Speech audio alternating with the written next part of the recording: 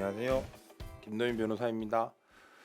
오늘은 변호사를 선임하실 때 이제 변호사와 계약을 체결하시게 될 텐데요. 그 계약서를 쓰실 때 유의하셔야 할 점, 특히 알아야 할 부분에 대해서 한번 말씀을 드리겠습니다. 대부분의 변호사님들께서는 이제 표준 계약서를 많이 사용을 하시는데요. 이 표준 계약서 내용 자체에 조금의 가미를 할 수는 있지만 이게 기본이 되기 때문에 오늘은 표준 계약서를 가지고 한번 말씀을 드려보겠습니다. 이제 보시면 처음에 있는 위임인은 당연히 이제 사건을 맡기시는 분이 되고요. 그리고 사건 번호 이런 것들은 그 사건이 진행되면서 저희가 넣는 부분입니다. 그 밑에 보시면 이제 당사자들은 위 표시 사건의 몇 번째 심에 있어서 사건 처리에 관한 위임 계약을 체결한다고 되어 있는데요. 이것은 저희가 민사소송법상 신급 대리라고 해서 1심, 2심, 3심을 각자 계약을 하셔야 됩니다. 그러니까 만약 1심 처음에 소송을 하실 때 계약을 하신다고 해서 그게 자동으로 항소심이나 상고심, 대법원까지 연결되는 건 아니고요. 1심 그러니까 소장을 놓고 1심 판결이 나면 그때 이 계약서의 효력은 끝이 나게 되고요. 만약 항소심이나 상고심을 하시는 경우에는 다시 이제 변호사와 계약을 하셔야 된다는 뜻입니다. 어, 그걸 좀 더 자세하게 풀어놓은 게 제 2조이고요. 2조를 보시면 위임 한계라고 해서 갑이 을에게 위임하는 위임 사무의 한계는 당해 신급의 하나고 좀 전에 말씀드린 신급 대리고요. 파기환송된 사건이나 상소 제기, 강제 집행, 집행정지, 보존 처분 등 다른 절차는 따로 정한다고 되어 있습니다. 이 부분에도 보셔야 될 게 있는데요. 저희가 신급 대리를 하기도 하지만 이 본안 소송과 강제 집행 또는 이런 보존 처분, 가압류 가처분 같은 경우에는 별도의 절차로 진행이 되거든요. 그런데 혹 어떤 분들은 이게 다 하나의 절차로 진행이 되는 줄 아시는 분도 계십니다. 그리고 이 계약서 안에 이게 다 포함된다고 생각을 하시는 분도 계시고요. 또 어떤 분들은 사무장이나 이런 곳을 통해서 가셨을 때 일단 이 본안 사건은 저가에 수임을 하고 그 외에 이런 강제 집행이라든지 가압류 가처분을 돈을 오히려 더 많이 받아서 배보다 배꼽이 더 크게 수임료를 내시는 분들도 계시거든요. 그러니까 이런 부분은 또 잘 확인을 하셔서 본인이 지금 생각하는 부분과 이 계약서를 통해서 변호사와 계약을 하는 부분이 잘 맞는지 꼭 확인을 하셔야 됩니다. 제3조 수권 범위는 이제 당사자분이 변호사에게 어디까지 일을 할 수 있는지 그 권한을 주는 건데요. 보통 이건 계약서보다는 위임장에 적혀 있는 경우가 많습니다. 위임장에 이렇게 수권을 하는 범위는 소송 행위라든지 변제 수령 아니면 상소를 제기한다든지 반소 제기 또는 이제 복대리 같은 규정이 있고요. 이 부분도 나중에 계약을 하시고 나면 이제 변호사와 잘 소통을 하셔서 어디까지 수권을 받고 어떻게 하는지 그거 꼭 확인을 하시는 것이 좋습니다. 네, 계약서 제4조를 보시면 착수 보수가 있는데요. 사실 가장 관심이 많으신 부분이 착수 보수와 성과급일 겁니다.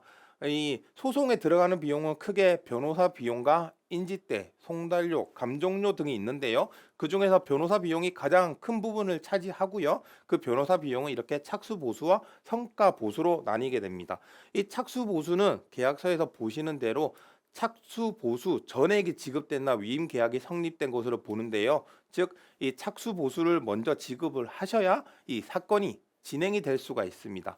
이렇게 착수 보수를 넣으셨는데 갑자기 당사자 분께서 나는 이제 이 사건을 하지 않겠다.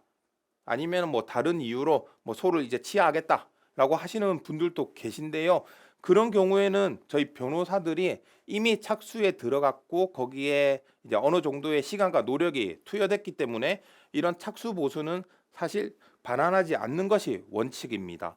또한 이 착수에 시작하기 전이라도 그러니까 착수 보수를 받고 저희가 소송을 준비하기 전이라도 혹시 소송에 아까 말씀드렸던 시간이나 노력이 들어가서 어떤 결과물이 있다면은 그에 해당하는 금액만큼을 공제하고 착수금을 돌려드리는 것이 원칙이고요.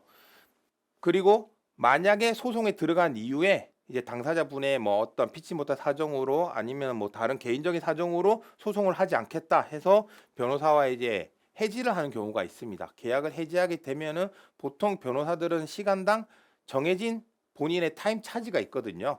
네, 이거는 각 사무실마다 다를 수 있지만 보통 이제 큰 로펌 같은 경우에는 시간당 뭐 70에서 150까지도 하시고요. 그리고 뭐 밑에 주니어급은 뭐 20에서 50 정도까지 하는데 그거는 어느 정도 만약에 소송 안 하시게 될 경우에 변호사와 협의가 필요하신 부분입니다. 그리고 제 5조를 보면 성과 보수가 있는데요. 이 성과 보수는 판결이든 뭐 재판상 화해든 조정이든 어떠한 그 소송의 결과가 났을 때 지급하는 금액이고요. 보통 이제 전부 승소한 경우 또는 피고의 입장에서 전부 방어한 경우에 소송 비용은 얼마 아니면 몇 퍼센트 이렇게 정하는 경우가 있고요.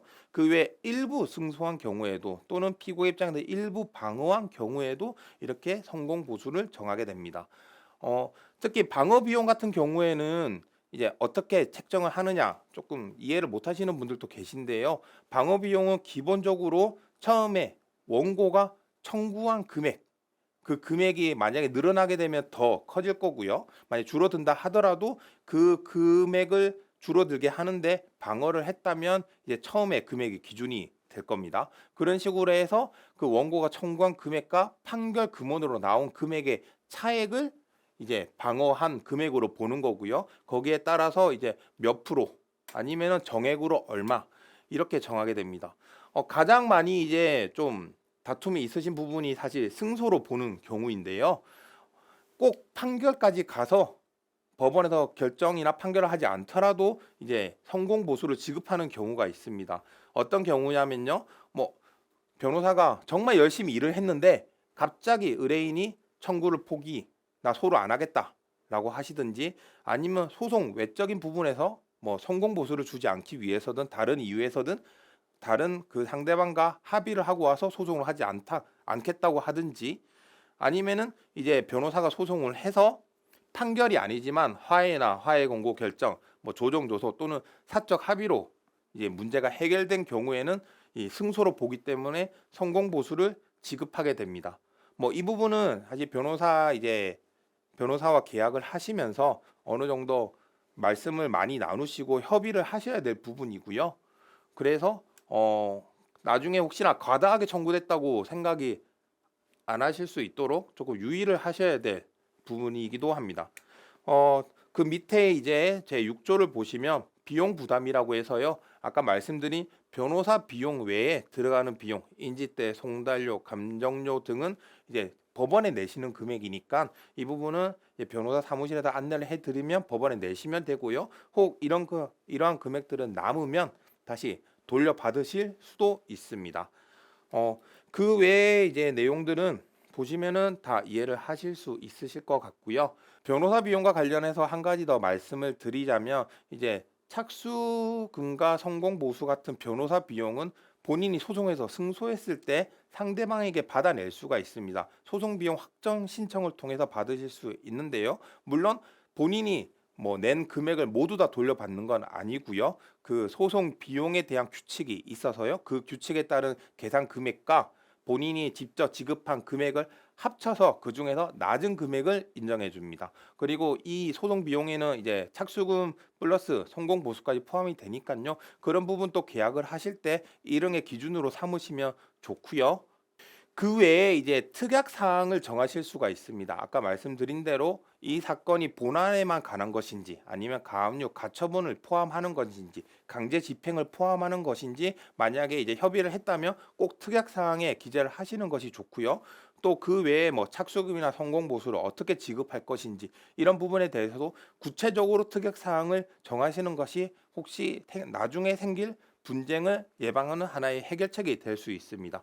마지막으로 제일 마지막 페이지 보시면 이거는 저희 사무실에서 이제 사용하는 양식이라 이런 게 있긴 한데 인지대와 송달료는 아까 말씀드린 대로 법원에 이제 내시고 그를 남으면 돌려받으실 수 있고요. 저희 사무실 같은 경우에는 이제 수임료에 대해서는 100% 현금 영수증 또는 세금 계산서 처리를 하고 있습니다. 간혹 이제 뭐 현금으로 주시면 조금 깎아드리겠다 하시는 변호사님들도 아직까지 있는 걸로 알고 있는데요. 이런 나중에 세무상 문제가 생길 수 있으니까 가급적 이제 세금 처리를 100% 하시는 게 서로에게 좋다고 말씀드릴 수 있습니다. 이상 변호사와 계약을 할 경우 이제 유의해야 될 사항에 대해 말씀을 드렸고요. 약관 규제에 관한 법률에 따르면 변호사를 포함한 사업자는 이런 약관의 중요한 내용을 고객이 이해할 수 있도록 설명해야 될 의무가 있습니다. 하지만 아직까지도 이러한 계약 조건, 특히 세세한 조건에 대해서 제대로 설명을 하지 않거나 또는 당사자분들께서 이를 이해를 잘 하지 못한 상태에서 계약서를 작성하셔서 나중에 오히려 이런 변호사와의 계약 때문에 문제가 생기는 경우도 있는데요. 꼭 이 영상 확인하시고 이 변호사와 계약을 하실 때 어떤 점을 유의하셔야 되는지 다시 한번 더 새기시고 이 소송에 임하시기를 권해드리겠습니다. 이상 김도윤 변호사였습니다.